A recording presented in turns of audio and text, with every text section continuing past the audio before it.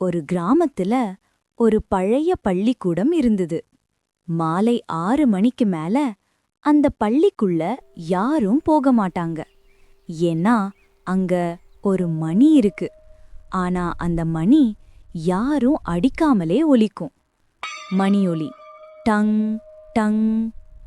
ஒரு நாள் கார்த்திக்ன்ற பையன் இது எல்லாம் கற்பனை நினைச்சு மாலை 6:30க்கு அந்த பள்ளிக்குள்ள போனான்.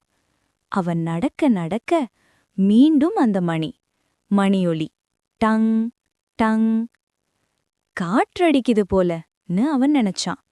அப்போ போர்டுல சாக் எழுதுற சத்தம். சாக் இல்லாமலே எழுத்து தோன்ற ஆரம்பிச்சது. நீ ஏன் வந்த? சிறிய மௌனம். கார்த்திக் ஓட முயற்சி பண்ணினான். ஆனா அவன் கால்கள் நகரல.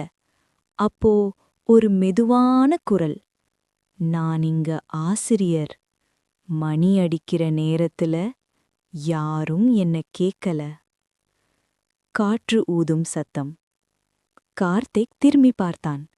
வெள்ளை சால்வை, கண்ணில்லாத முகம், கையில் மணி.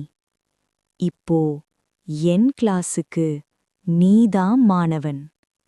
மணியொலி டங் டங் டங். வேகமாக. அடுத்த நாள் காலை பள்ளி திறந்தப்போ கார்த்திக் எங்கேயும் இல்ல. மெதுவான கனமான இசை. ஆனா போர்டுல ஒரே ஒரு வரி, கிளாஸ் இன்னும் முடிவடையல. சிறிய மௌனம். அதுக்கு பிறகு அந்த பள்ளி மணி 6:30க்கு மட்டும் இன்னும் ஒலிக்குதாம். இசை மெதுவாக முடியும்.